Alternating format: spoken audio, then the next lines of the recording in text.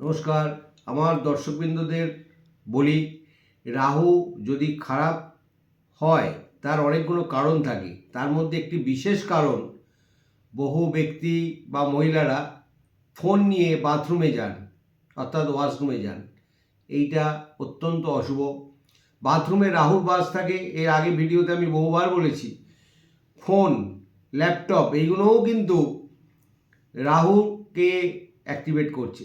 তা আপনি যদি বাথরুমে ফোন নিয়ে যান তাহলে রাহুর প্রাধান্য আরও বেড়ে গেল, আপনার রাহু খারাপ হতে থাকবে।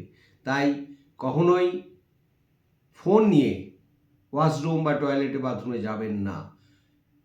বাচ্চাদের তো একদমই যেতে দেবেন না।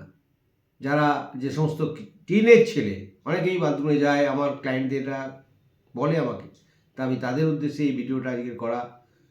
কখনোই ফোন নিয়ে বাথরুমে যেতে দেবেন না।